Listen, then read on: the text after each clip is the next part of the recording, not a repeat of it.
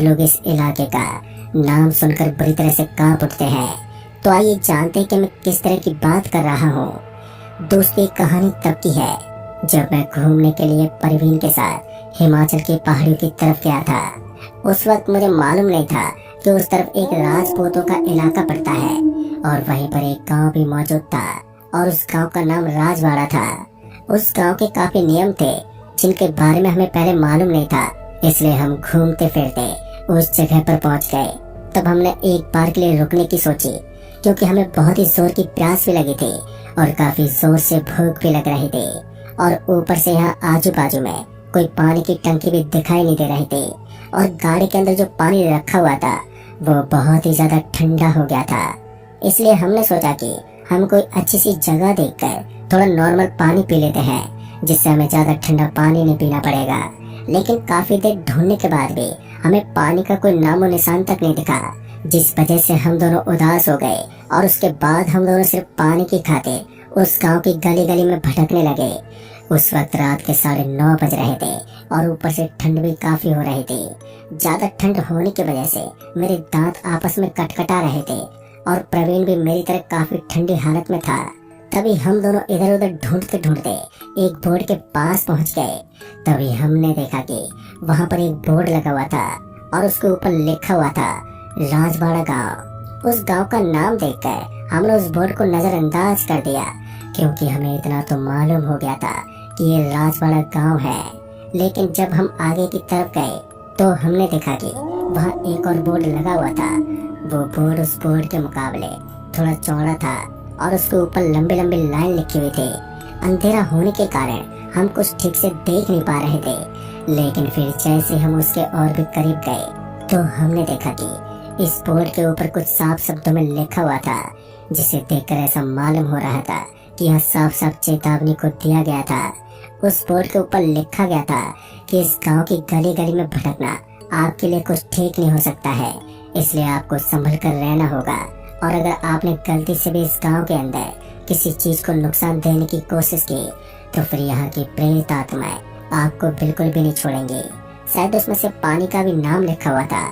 उसमें लिखा हुआ था कि यहाँ पर पानी तो बिल्कुल भी नहीं पीना है।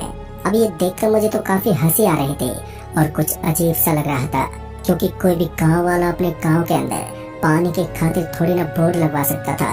एक बात मेरे समझ में काफी अच्छी तरह से आ चुकी थी कि यहाँ पर आजू बाजू में कोई पानी का स्थान मौजूद है, इसलिए ही यहाँ पर ये बोर्ड लगाया गया है।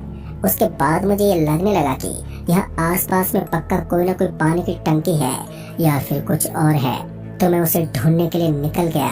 कुछ देर इधर उधर टटोलने के बाद हमें वहाँ पर पानी की कोई भी सुविधा नहीं दिखी और अब मैं और मेरा दोस्त परवीन हम दोनों काफी ज्यादा थक भी गए थे। इसलिए हमने सोचा कि अब हम ठंडे पानी से काम चला लेंगे, क्योंकि इसके अलावा हमारे पास दूसरा कोई चारा भी नहीं था।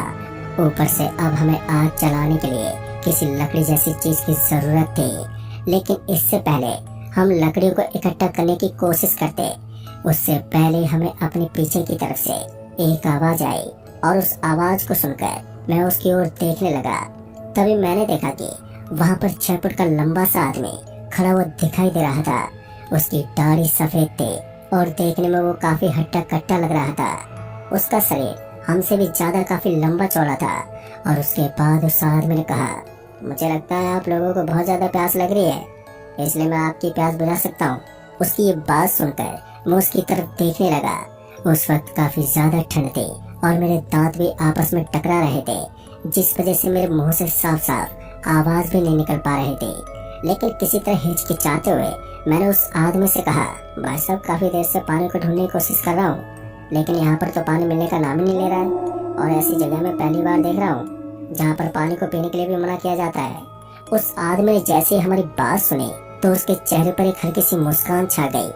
पता नहीं क्यों, लेकिन उस आदमी की इस मुस्कान को महसूस करने के बाद मुझे बड़ा ही अजीब लग रहा था। लेकिन मैंने फिर से उसके ऊपर ज्यादा ध्यान नहीं दिया और उसके बाद उस आदमी ने कहा, देखिए अगर आपको बहुत ही ज्यादा प्यास लगी है तो आप मेरे पीछे आ जाइए, मैं आपको पानी की टंकी तक छोड़ दूंगा। जैसे उसने पानी की टंकी का नाम लिया तो मैं हैरान हो गया, क्योंकि पहले तो मैंने भी यही सोचा था कि यहाँ पर कोई तो पानी की टंकी होगी, लेकिन ऐसा नहीं था।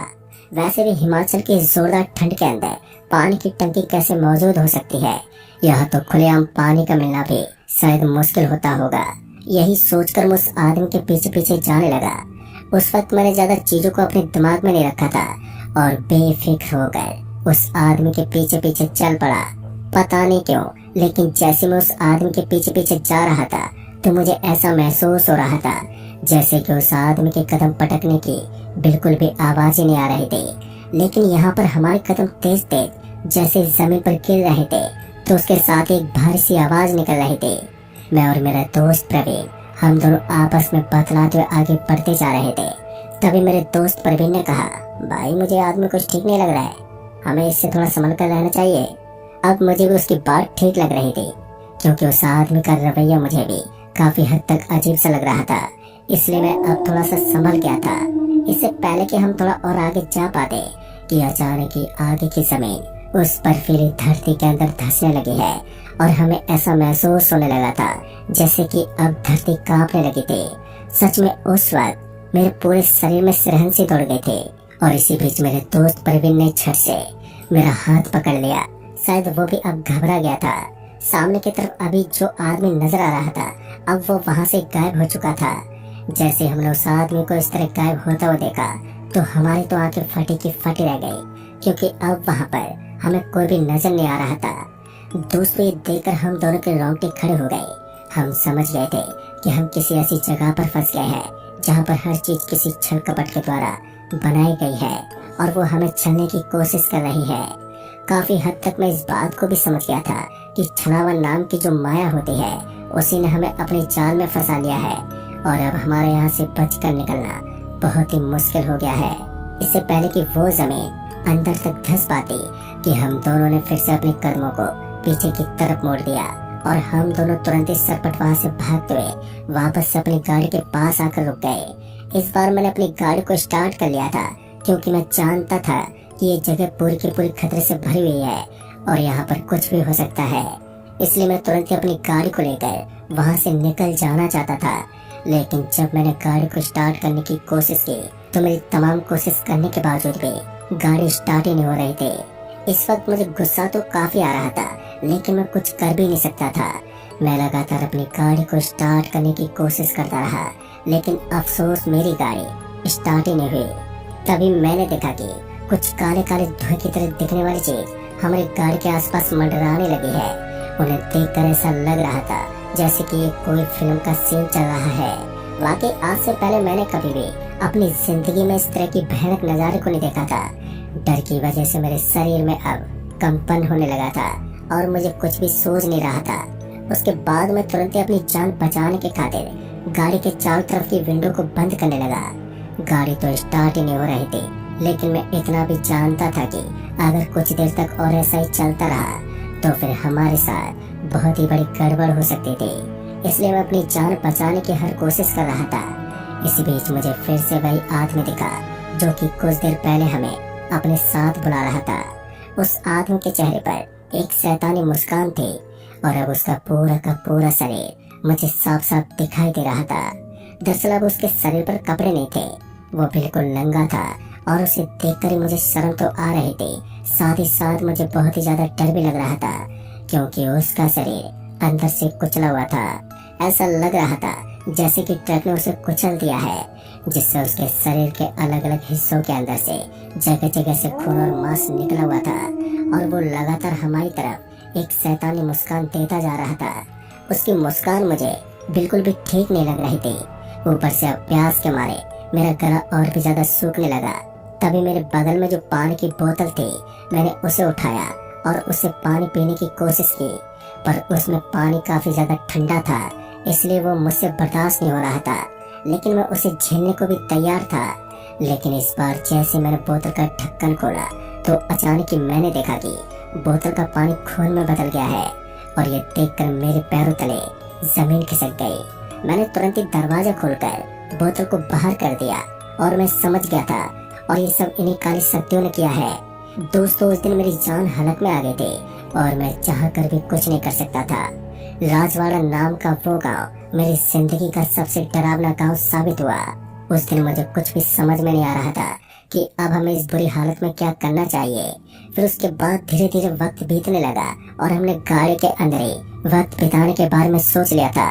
पर फिर हम पूरी रात को वहीं काटना चाहते थे, क्योंकि इसके अलावा अब हमारे पास दूसरा कोई चारा भी तो नहीं था। इसलिए हम दोनों को वहीं पर रुकना ठीक लगा। फिर लगभग 4 या 5 घंटे के बाद अंधेरा भी ढलने लगा और उसके साथ ही अब धीरे धीरे मेरे शरीर में जान आ रही थी।